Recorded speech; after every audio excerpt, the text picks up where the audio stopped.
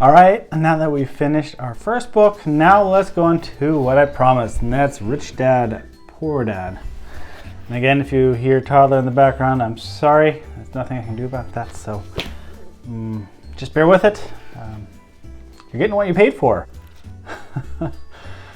Okay, let's see. We can have the introduction, or let's go with 20 years ago. 2020 hindsight. The Beatles released the Sgt. Pepper's Lonely Hearts Club Band album on June 1st, 1967. It was an immediate commercial and critical success, spending 27 weeks at the top of the album chart in the UK and 15 weeks at the number one in the US. Time magazine declared Sgt. Pepper's a historic departure in the progress of music. It won 4 Grammy Awards in 1968, as well as Album of the Year, the first rock album ever to receive that honor. Rich Dad, Poor Dad was released 20 years ago, on my 50th birthday, on April 8, 1977. Unlike the Beatles story, the book was not an immediate commercial success. It was not a critical success. In fact, the book's release and the firestorm of criticism that followed was quite the opposite. Rich Dad, Poor Dad was originally self-published because every book publisher we approached turned down my book. A few rejection slips offered comments like, "You do not know what you are talking about." I learned that most publishers are most like my highly educated poor dad than my rich dad. Most publishers disagreed with my rich dad's lessons on money, as did my poor dad. 20 years ago today, in 1977, Rich Dad, Poor Dad was a warning, a book of lessons about the future. 20 years later, millions of people around the world are more aware of my Rich Dad's warnings and his lessons about the future. With 2020 hindsight, many have said that his lessons were prophetic. Predictions come true. A few lessons are Rich Dad's lesson number 1. The rich don't work for money. 20 years ago, a few publishers turned my book down because they did not agree with my Rich Dad's number 1 lesson. Today, people are more aware of the growing divide between the rich and everyone else. Between 1993 and 2010, over 50% of the increase in the national income of the United States went to the wealthiest 1%. Since then, things have gotten only worse. Economists at the University of California found that 95% of the income gains between the years 2009 and 2012 also went to the wealthiest 1%. The lesson: the increases in income are going to entrepreneurs and investors, not to employees, not to the people who work for money. Rich Dad lesson: savers are losers. 20 years ago, most publishers vehemently disagreed with this lesson from Rich Dad. For the poor and middle-class families, saving money is religion, financial salvation from poverty, and protection from the cruel world. For many people, calling savers losers is like taking God's name in vain. The lesson: a picture's worth 1,000 words. Take a look at the chart of 120 years of the Dow Jones Industrial Average, and you'll see why and how savers became losers. The chart shows there have been 3 massive stock market crashes in the first 10 years of this new century. The chart on the next page illustrates the 3 crashes. The first crash was a dot-com crash around the year 2000. The second and third crashes were the real estate crash of 2007, followed by the banking crash of 2008. Show that here. Okay. The giant crash of 1929. When you compare the first 3 crashes of the 21st century to the giant crash of 1929, you get a new perspective of how truly giant the first 3 crashes of this century were. The giant crash of 1929, down here. It's a blip, but also, if you zoom in, it's more than a blip. Printing money. The chart below shows that after each crash, the US government and the Federal Reserve Bank began printing money. And here we have our Y2K, 9/11, and Lehman Brothers failure, followed by QE, Q2, and Q3, and this is the amount of money that's been printed. Saving the rich. Between the years 2000 and 2016, in the name of saving the economy, the banks of the world kept cutting interest rates and printing money. While our leaders want us to believe they were saving the world, in reality the rich were saving themselves and threw the poor and the middle class under the bus. Today, interest rates in many countries are below zero, which is why savers are losers. Today, the biggest losers are the poor and the middle class, the people who work for money and save money. Rich Dad lesson: your house is not an asset. 20 years ago, in 1997, every publisher who sent me a rejection slip criticized my dad's lesson on that your house is not an asset. 10 years later, in 2007, when the subprime borrowers began to default on their subprime mortgages, the world's real estate bubble burst, and millions of homeowners found out the truth in that lesson the hard way. Their house was not an asset. The real problem: most people do not know that the real estate crash was not really a real estate crash. Poor people did not cause the real estate crash. The rich caused the real estate crash. The rich created financially engineered products known as derivatives, products Warren Buffett has called weapons of mass financial destruction. When the financial weapons of mass destruction started to explode, the real estate market crashed, and poor, subprime borrowers were blamed. In 2007, there were an estimated $700 trillion in financial derivatives. Today, it is estimated there are 1.2 quadrillion in financial derivatives. In other words, the real problem has gotten bigger, not better. Rich Dad lesson: why the rich pay less in taxes. 20 years ago, a few publishers criticized Rich Dad Poor Dad for disclosing how and why the rich pay less in taxes. One stated that lesson was illegal. 10 years later, in 2007, President Barack Obama was running for re-election against former Governor Mitt Romney. When it was disclosed that President Obama paid approximately 30% of his income in taxes and Governor Romney paid less than 13% in taxes, Mitt Romney began the downhill slide that would cost him the election.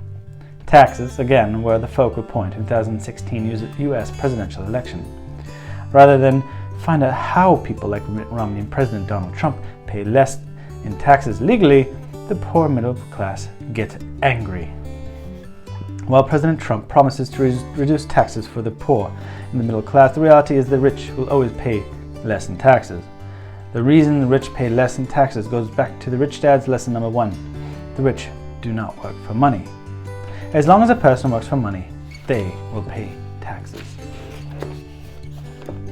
Even when presidential candidate Hillary Clinton was promising to raise the taxes on the rich, she was promising to raise the tax on those with high incomes, people like doctors, actors, and lawyers, not the real rich. 20 years ago, although Rich Dad Poor Dad was not an immediate success like the Beatles' Sgt. Pepper's album, Rich Dad Poor Dad did make the New York Times bestseller list by the year 2000 and stayed on that list for nearly 7 years. Also in the year 2000, Oprah Winfrey called I was on Oprah for an entire hour, and they say the rest is history. Rich Dad Poor Dad became the #1 personal finance book in history, with sales of Rich Dad's series of books estimated at nearly 40 million copies worldwide. Was there really a Rich Dad? Millions have asked, was there really a Rich Dad? To answer that question, you can listen to my Rich Dad son, Mike, when he was a guest on the Rich Dad Radio Show. You can listen to that program by going to richdadradio.com. Rich Dad Graduate School. Rich Dad Poor Dad was written as simply as possible so that almost everyone could understand my Rich Dad's lessons. For those who want to learn more, as part of the 20-year celebration, I wrote, Why the Rich Are Getting Richer. What is financial education really? Why the Rich Are Getting Richer goes into greater, more specific detail on what Rich Dad really taught his son and me when it came to money and investing.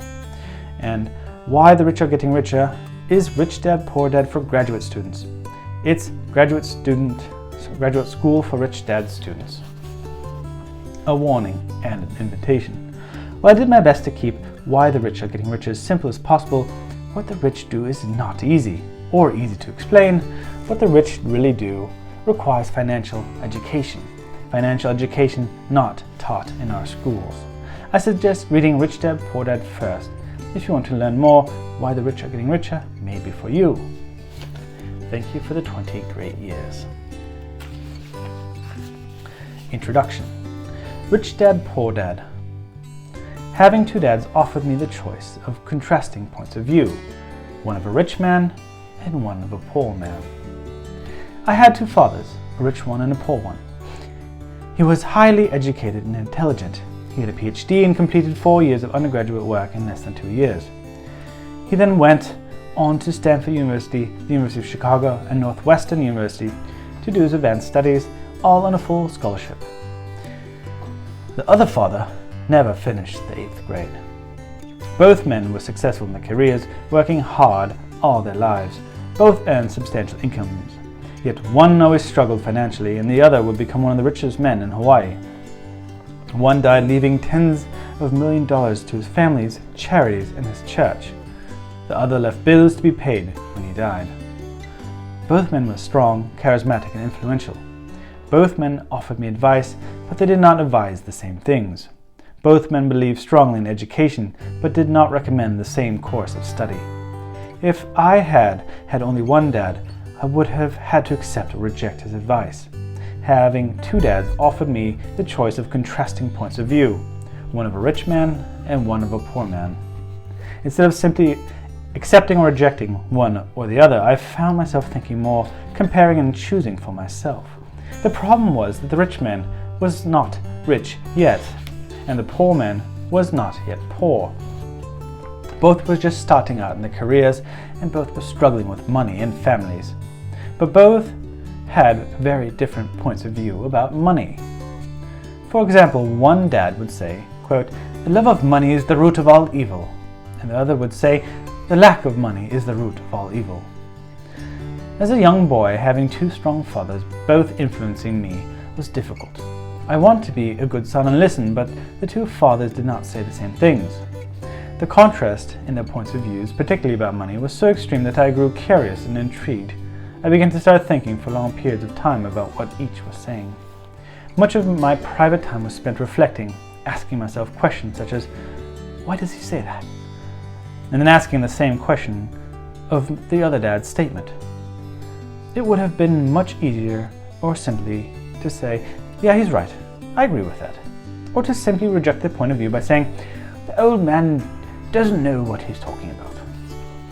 Instead, having two dads whom I loved forced me to think and ultimately choose a way of thinking for myself. As a process, choosing for myself turned out to be much more valuable in the long run than simply accepting or rejecting a single point of view. One of the reasons the rich get richer and the poor get poorer and the middle class struggles in debt is that its subject to the money is taught at home, not in school.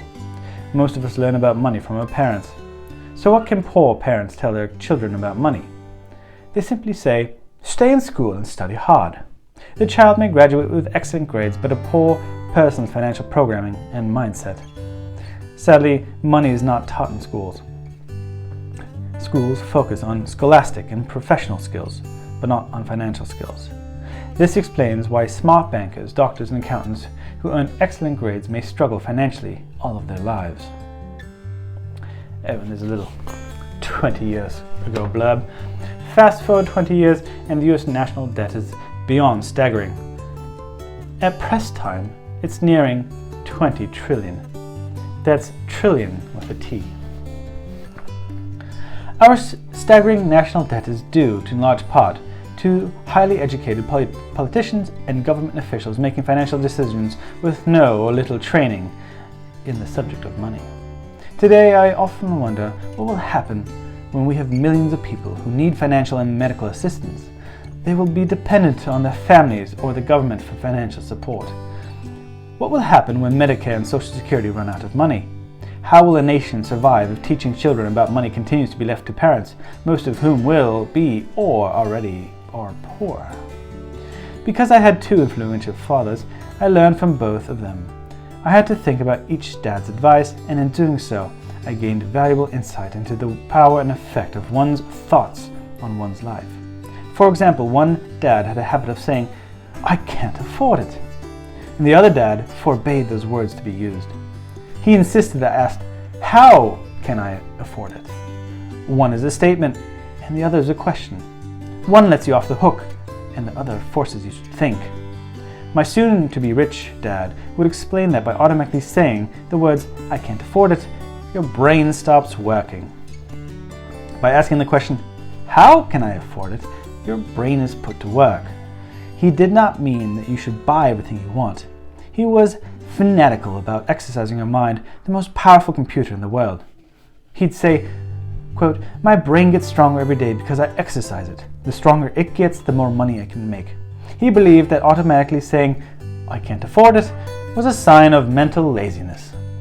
Although both dads worked hard, I noticed that one dad had a habit of putting his brain to sleep when it came to finances, and the other had a habit of exercising his brain.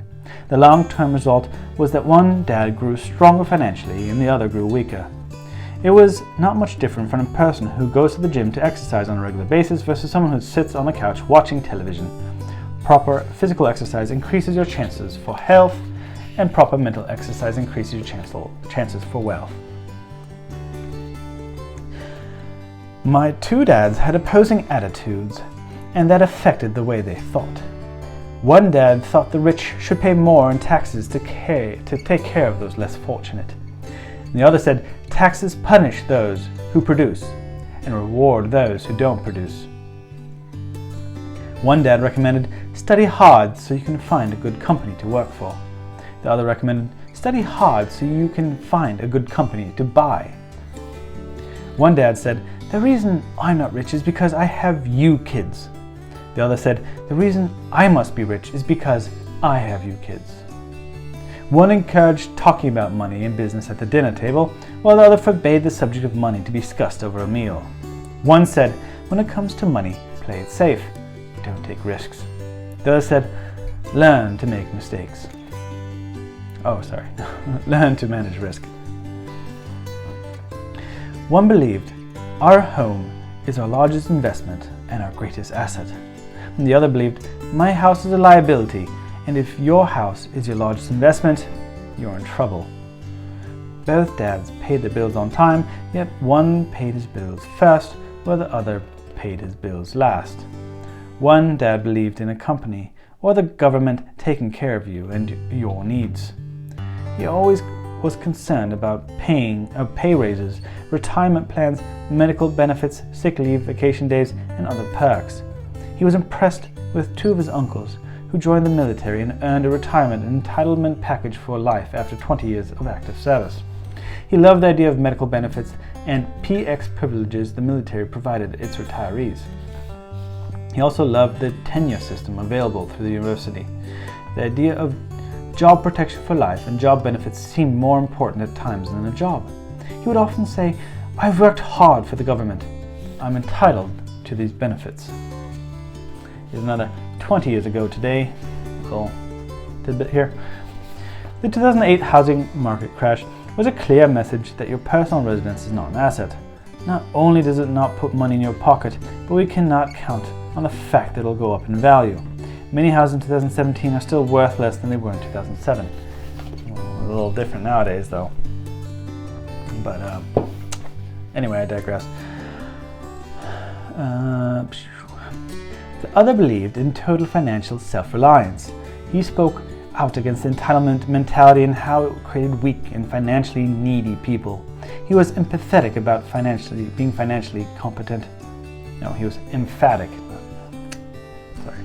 He was emphatic about being financially competent. One dad struggled to save a few dollars. The other created investments. One dad taught me how to write an impressive resume so I could find a good job. The other taught me how to write strong business and financial plans so I can create jobs. Being a product of two strong dads allowed me the luxury of observing the effects different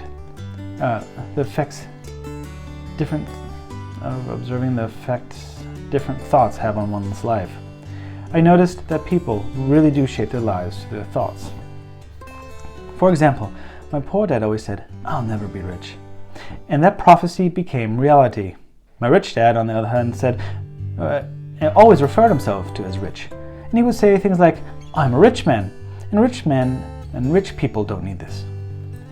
Even when he was flat broke after a major financial setback, he continued to refer to himself as a rich man. he would cover himself by saying, "There's a difference between being poor and being broke. Broke is temporary. Poor is eternal." Yes, poor is a mindset, and broke is a temporary financial setback. So think about it that way. My poor dad would say, "I'm not interested in money," or "money doesn't matter." And my rich dad always said, "Money is power." The power of our thoughts may never be measured or appreciated, but it became obvious to me as a young boy that it was important to be aware of my thoughts and how I expressed myself. I noticed that my poor dad was poor not because of the amount of money he earned, which was significant, but because of his thoughts and actions. As a young boy having two fathers, I became acutely aware of being careful about which thoughts I chose to adopt as my own. Should I listen to my rich dad or to my poor dad? And that has made all the difference. Over the years, I've often reflected upon Robert Frost's poem. Choosing not to listen to my highly educated dad's advice and attitude about money was a painful decision, but it was the decision that shaped the rest of my life. Once I had made up my mind about whom to listen to, my education about money began. My rich dad taught me over a period of 30 years until I was 39 years old. He stopped once he realized that I knew and fully understood what he had been trying to drum into my often thick skull. Money is one form of power, but what is more powerful is financial education. Money comes and goes, but if you have the education about how money works, you gain power over it and begin building wealth. The real positive thinking alone does not work is because most people went to school and never learned about how money works, so they spend their life working for money. Because I was only 9 years old when I started, the lessons my rich dad taught me were simple. And when it was all said and done, there were only 6 main lessons repeated over 30 years. This book is about those 6 lessons, put as simply as possible, just as simply as my rich dad put forth those lessons to me. The lessons are meant not to be answers, but guideposts that will assist you and your children and your families to grow wealthier no matter what happens in a world of increasing change and uncertainty. Lesson 1. The rich don't work for money. The poor and middle class work for money. The rich have money work for them. Dad, can you tell me how to get rich? My dad put down the evening paper. Why do you want to get rich, son? Because Jimmy's mom drove up in the new Cadillac and they were going to their beach house for the weekend. He took 3 of his friends, but Mike and I weren't invited. They told us we weren't invited because we were poor kids. Did they? My dad asked incredulously. Yeah, they did, I replied in a hurt tone. My dad silently shook his head, pushed his glasses up the bridge of his nose, and went back to reading his paper. I stood, waiting for an answer. The year was 1956. I was 9 years old, and by some twist of fate, I attended the same public school where the rich kids sent their kids. We were primarily a sugar plantation town in Hawaii. The managers of the plantation and other affluent people such as doctors, business owners, and bankers sent their kids to this public elementary school. After grade 6, their children were generally sent off to private schools. Because my family lived on one side of the street, I went to this school. Had I lived on the other side of the street, I would have gone to a different school with kids from families more like mine. After grade 6, these kids and I would go to the public intermediate and high school.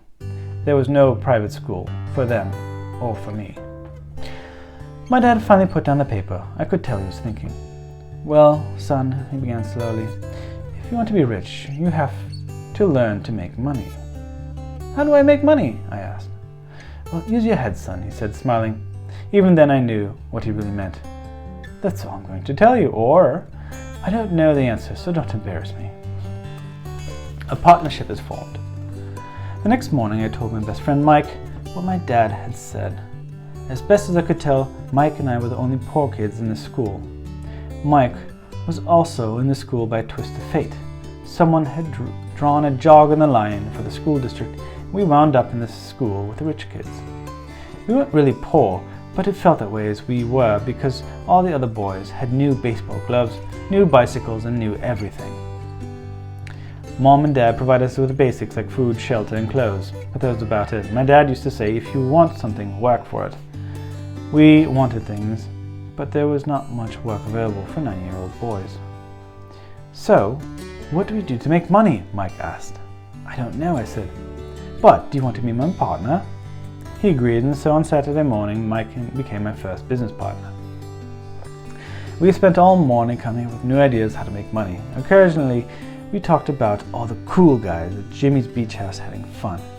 It hurt a little, but that hurt was good because it inspired us to keep thinking about ways to make money. Finally, that afternoon, a bolt of lightning struck. It was an idea Mike got from a science book he had read. Excitedly, we shook hands, and the partnership now had a business. For the next several weeks, Mike and I ran around the neighborhood knocking on doors and asking neighbors if they would save their toothpaste tubes for us. With puzzled looks, most adults consented with a smile. Some asked us what we were doing, which we replied to, "We can't tell you, it's a business secret." My mom grew distressed as the weeks wore on. We had selected a site next to our washing machine as a place that we'd stockpile our raw materials. In a brown cardboard box that at one time held up ketchup bottles, our little pile of used toothpaste tubes began to grow. Finally, my mom put her foot down. The sight of her neighbor's messy, crumpled, used toothpaste tubes had gotten to her. "What are you boys doing?" she asked. "And I don't want to hear it again, and that's a business secret. Do something with this mess, or I'm going to throw it out." Mike and I pleaded and begged, explaining that we would soon have enough and that we would begin production. We informed her that we were waiting on a couple of neighbors to finish the toothpaste so we could have their tubes. Mom granted us a 1-week extension. The date to begin production was moved up, and the pressure was on. My first partnership was already being threatened with an eviction notice by my own mom. It became Mike's job to tell the neighbors to quickly use up their toothpaste, saying the dentist wanted them to brush more often anyway. I began to put together the production line. One day my dad drove up with a friend to see 2 9-year-old boys in the driveway with the production line operating at full speed. There was fine white powder everywhere. On a long table were small milk cartons from school, and our family's hibachi grill was glowing with red-hot coals at maximum heat. Dad walked up cautiously, having to park the car at the base of the driveway since the production line blocked the carport. As he and his friend got closer, they saw a steel pot sitting on top of the coals in which the toothpaste tubes were being melted down. In those days, toothpaste did not come in plastic tubes. The tubes were made out of lead. So once the paint was burned off, the tubes were dropped into a small steel pot. They melted until they became liquid, and with my mom's pot holders, we poured the lead through a small hole in the top of the milk cartons. The milk cartons were filled with plaster of Paris. White powder was everywhere. In my haste, I had knocked the bag over, and the entire area looked like it had been hit by a snowstorm. The milk cartons were the outer containers for plaster of Paris molds. My dad and his friend watched as we carefully poured the molten lead through a small hole in the top of the plaster of Paris cube. "Careful," my dad said. I nodded without looking up. Finally, once the pouring was through, I put the steel pot down and smiled at my dad. "What are you boys doing?" he asked with a cautious smile.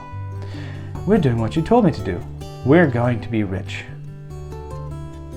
I said. "Yep," said Mike, grinning and nodding his head. "We're partners." "And what is in those plaster molds?" my dad asked. "Watch," I said. "This should be a good batch."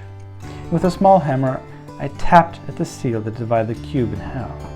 Cautiously, I pulled up at the top half of the plaster mold, and a lead nickel fell out. "Oh no," my dad exclaimed. "You're casting nickels out of lead." "That's right," said Mike. "We're doing as you told us. We're making money." My dad's friend turned and burst into laughter. My dad smiled and shook his head, along with a fire and box of spent toothpaste tubes. In front of him were 2 little boys covered with white dust, smiling from ear to ear. He asked us to put everything down and sit with him in the front step of our house. With a smile, he gently explained what the word counterfeiting meant. Our dreams were dashed. "You mean this is illegal?" asked Mike in a quivering voice. Let them go, my dad's friend said. They might be developing a natural talent. My dad glared at him. Yes, it is illegal, my dad said gently, but you boys have shown great creativity and original thought. Keep going. I'm really proud of you. Disappointed, Mike and I sat in silence for about 20 minutes before we began cleaning up our mess. The business was over on opening day. Sweeping up the powder, I looked at Mike and said, I guess Jimmy and his friends were right. We are poor. My father was just leaving as I said that. Boys, he said, you're only poor if you give up. The most important thing is that you did something. Most people only talk and dream of getting rich. You've done something. I'm very proud of you too. Now I'll say it again. Keep going. Don't quit. Mike and I stood there in silence. They were nice words, but we still did not know what to do. So how come you're not rich, Dad? I asked. Because I chose to be a school teacher. School teachers really don't think about being rich. We just like to teach. I wish I could help you, but I really don't know how to make money. Mike and I turned and continued our cleanup. I know, said my dad. If you boys want to learn how to be rich, don't ask me, talk to your dad, Mike. My dad? Asked Mike with a scrunched up face. Yeah, your dad, repeated my dad with a smile. Your dad and I have the same banker, and he raves about your father. He told me several times that your father is brilliant when it comes to making money. My dad? Asked Mike, again in disbelief. Then how come we don't have a nicer car and a nicer house like the rich kids at school? A nice car and a nice house don't necessarily mean you're rich or you know how to make money, my dad replied. Jimmy's dad works for the sugar plantation. He's not much different from me. He works for a company and I work for the government. The company buys the car for him. The sugar company is in financial trouble and Jimmy's dad may soon have nothing. Your dad is different, Mike. He seems to be building an empire. I suspect in a few years he will be a very rich man. And with that, Mike and I got excited again. With new vigor, we began cleaning up the mess caused by our now defunct first business. As we were cleaning, we made plans for how and when to talk to Mike's dad. The real problem was that Mike's dad worked long hours and often did not come home until late. His father owned warehouses, a construction company, a chain of stores, and 3 restaurants.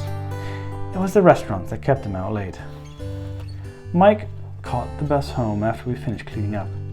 He was going to talk to his dad when he got home at night, and I asked him if he would teach us how to become rich.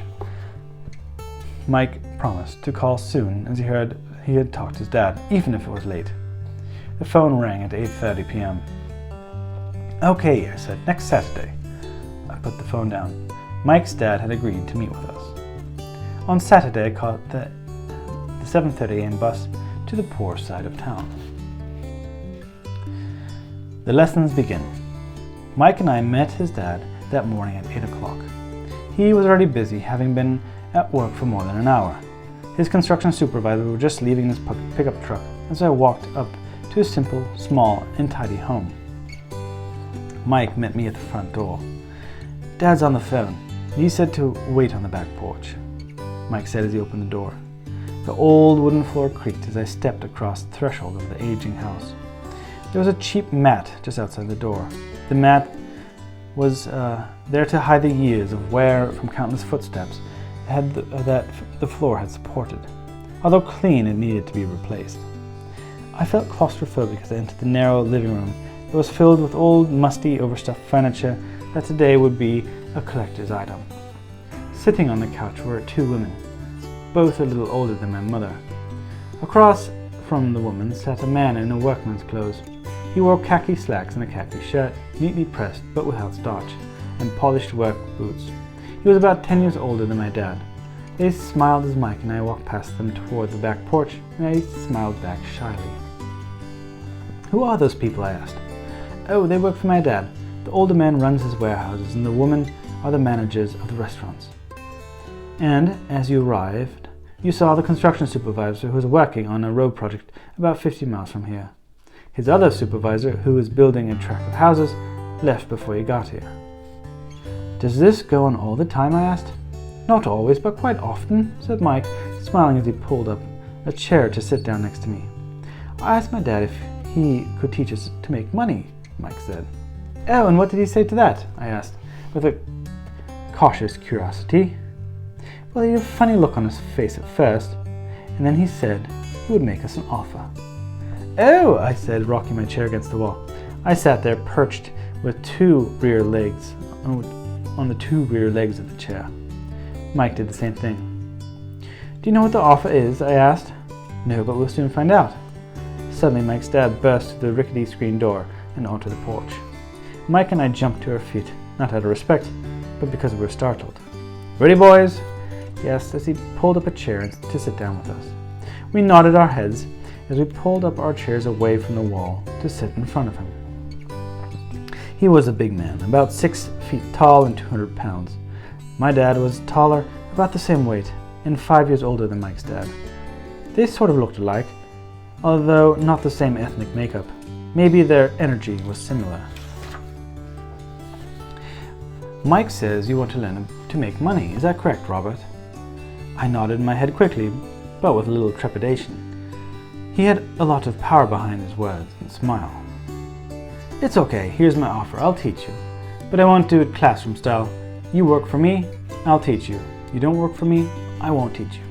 I can teach you faster if you work, and I'm wasting my time if you just want to sit and listen like you do in school. And that's my offer, take it or leave it. May I ask a question first? I asked. No, take it or leave it. I've got too much work to do to waste my time. If you can't make up your mind decisively, then you'll never learn to make money anyway. Opportunities come and go. Being able to know when to make a quick decision is an important skill. You have the opportunity that you asked for. School is beginning, or it's over in 10 seconds. Mike's dad said with a teasing smile. Take it, I said. Take it, said Mike. Good, said Mike's dad. Mrs. Martin will be in by 10 minutes. After I'm through with her, you'll ride with her to my superette and you can begin working. I'll pay you 10 cents an hour and you'll work 3 hours every Saturday. But I have a softball game today, I said. Mike's dad lowered his voice to a stern tone. Take it or leave it, he said. I'll take it, I replied, choosing to work and learn instead of playing. 20 years ago today, decisiveness. The world is moving faster and faster. Stock market trades are made in milliseconds. Deals come and go on the internet in a matter of minutes. More and more people are competing for good deals, so the faster you can make a decision, the more likely you'll be able to seize opportunities before somebody else does. 30 cents later. By 9 a.m. that day, Mike and I were working for Miss Martin. She was a kind and patient woman. She always said that Mike and I reminded her of her 2 grown sons. Although kind, she believed in hard work and keeping us moving. We spent 3 hours taking canned goods off shelves, brushing each can with a feather duster to get the dust off, and then restacking them neatly. It was excruciatingly boring work. Mike's dad, whom I called my rich dad, owned 9 of these little superettes, each with a large parking lot. They were early visions of the 7-Eleven convenience stores, the little neighborhood grocery stores where people bought items such as milk, bread, butter, and cigarettes. The problem was that this was Hawaii before air conditioning was widely used, and the stores could not close their doors because of the heat. On 2 sides of the store, the doors had to be wide open to the road and the parking lot. Every time a car drove by or pulled into the parking lot, dust would swirl and settle in the store. We knew we had a job as long as there was no air conditioning. For 3 weeks, Mike and I reported to Miss Martin and worked our 3 hours. By noon, our work was over and she dropped 3 little dimes into each of our hands. Now, even at the age of 9, in the middle of the 1950s, 30 cents was not too exciting. Comic books cost 10 cents back then, so I usually spent my money on comics and went home. By Wednesday of the 4th week, I was ready to quit. I'd agreed to work only because I wanted to learn to make money from Mike's dad, and now I was a slave for 10 cents an hour. On top of that, I had not seen Mike's dad since that first Saturday. I'm quitting, I told Mike at lunchtime. School was boring and I did not even have my Saturdays to look forward to. But it was the 30 cents that really got to me. This time, Mike smiled. What are you laughing at? I asked with anger and frustration. Dad said this would happen. He said to meet him when you were ready to quit. What? I said indignantly. He's been waiting for me to get fed up? Sort of, Mike said. Dad's kind of different. He doesn't teach like your dad. Your mom and dad lecture a lot. My dad is quiet and a man of few words. You just wait till the Saturday. I'll tell him you're ready. You mean I've been set up? Not really, but maybe. Dad will explain on Saturday. Waiting in line on Saturday. I was ready to face Mike's dad. Even my real dad was angry with him. My real dad, the one I called poor, thought my rich dad was violating child labor laws and should be investigated. My educated, poor dad told me to demand what I deserve, at least 25 cents an hour. My poor dad told me that if I did not get a raise, I was to quit immediately. You don't need that damn job anyway, said my poor dad, with indignation. At 8 o'clock Saturday morning, I walked through the door of Mike's house when Mike's dad opened it. Take a seat and wait in line, he said as I entered. He turned and disappeared into his little office next to the bedroom. I looked around the room and didn't see Mike anywhere. Feeling awkward, I curiously sat down next to the same two women who were there 4 weeks earlier.